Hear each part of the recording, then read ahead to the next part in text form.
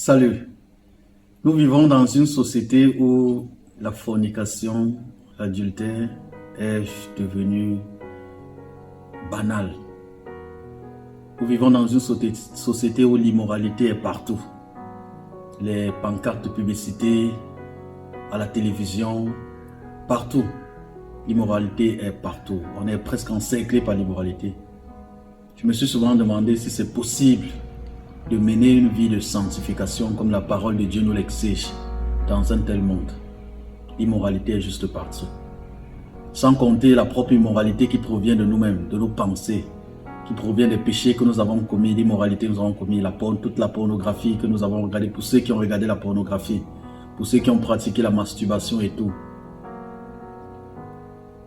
Pourtant, Dieu exige de nous une sanctification.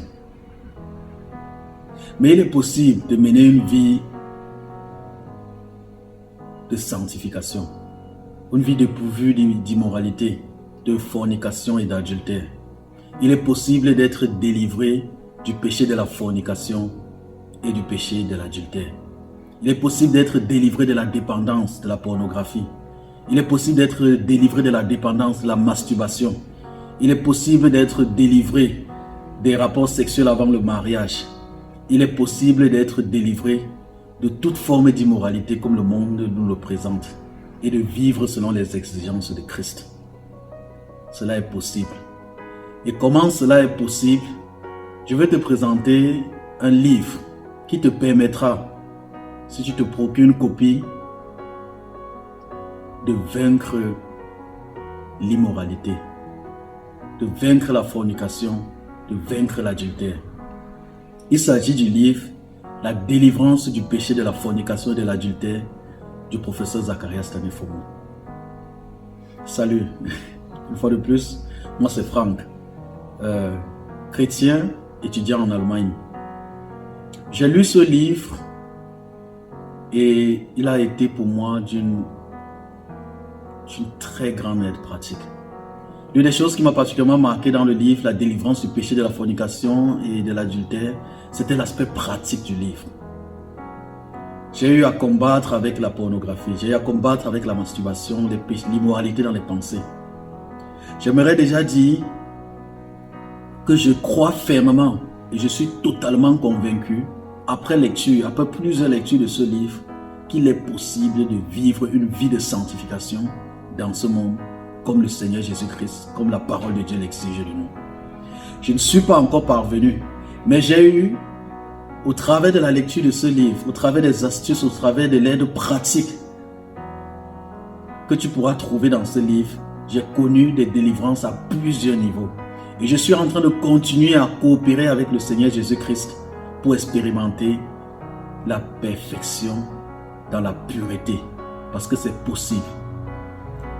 Le Seigneur m'a délivré de l'immoralité sous forme pratique. Je ne peux pas me souvenir d'un péché immoral pratique que j'ai commis. Et j'aimerais dire aussi que le Seigneur m'a accordé de connaître une expérience de pureté, même dans les pensées, pour de courts moments. Le but que je suis en train de poursuivre présentement, c'est celui d'atteindre le niveau permanent de la pureté, en pensée, en parole et en acte. Et ce livre m'a beaucoup aidé. La délivrance du péché, de la fornication et de l'adultère. Donc toi aussi tu peux être délivré du péché de la fornication. Toi aussi tu peux être délivré de la masturbation. Toi aussi tu peux être délivré de la pornographie. Toi aussi tu peux connaître la délivrance des pensées impures, immorales. Ce livre est juste... je te recommande de le lire. Permets-moi de te lire quelques extraits pour te donner un aperçu. Je vais lire comme ça à partir du chapitre 8. Quand est-ce que l'adultère ou la fornication est commis? Je n'avais jamais eu l'intention d'écrire ce livre. L'idée me vint en résultant de ma méditation quotidienne, du sondage du cœur et de la communion avec Dieu. Ce jour-là, le 10 novembre 1989, j'étais en train de méditer sur Luc 19, verset 20, où le Seigneur dit au jeune homme riche, « Tu connais les commandements, tu ne commettras point d'adultère, tu ne tueras point, tu ne déroberas point, tu ne diras point de faux témoignages, honore ton père et ta mère. » Je décidai d'avoir une méditation de 2 heures pour examiner mon cœur et ma vie devant le Seigneur, sur chacun des commandements qui furent donnés par le Seigneur dans le passage ci-dessus. Je vais juste écrire ce que j'écrivis dans mon cahier de méditation ce jour-là, comme étant l'adultère. Je crois que la plupart des aspects s'appliquent aussi à la fornication. Je commets l'adultère si je fais quelconque des choses suivantes. Je couche avec quelqu'un de sexe opposé qui n'est pas mon conjoint. Je caresse une personne de sexe opposé pour la pousser à connaître une satisfaction sexuelle. Je permets à une personne de sexe opposé de me caresser pour me pousser à connaître une satisfaction sexuelle. Je me masturbe. Je donne secrètement un baiser à une personne de sexe opposé, que ce soit sur la main, sur la joue ou sur les lèvres. J'embrasse secrètement une personne du sexe opposé.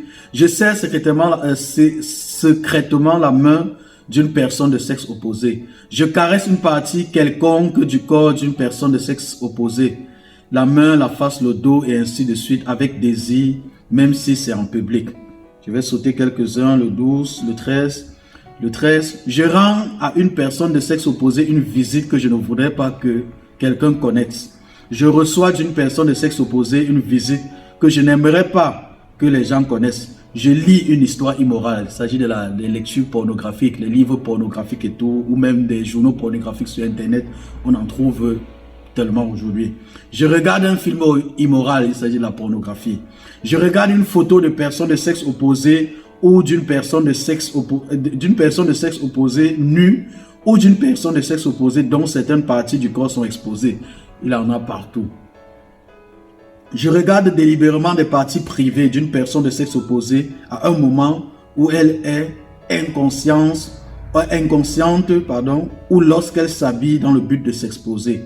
J'ai une pensée immorale au sujet d'une personne quelconque de sexe opposé. Je m'imagine en train d'avoir une relation sexuelle sous quelque forme que ce soit avec quelqu'un d'autre que mon conjoint.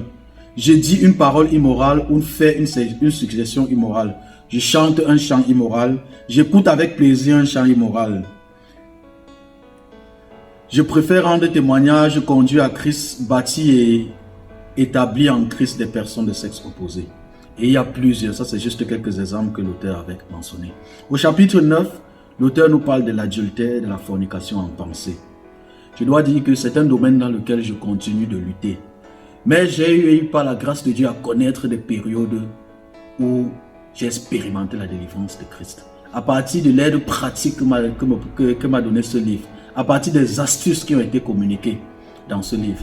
Et je dois même reconnaître que pour les fois où je continue cette bataille, c'est juste parce que j'ai désobéi à certaines de ces pratiques-là, à certaines de ces astuces-là, à certaines de ces aides pratiques qui sont communiquées dans ce livre. Cette délivrance est possible. Je l'ai expérimenté en actes, en paroles et même en pensée, et je suis en train de travailler à connaître la perfection, le cœur pur, les pensées pures, les désirs purs. Nous avons vu, je suis là au chapitre 9, nous avons vu que Dieu regarde au cœur.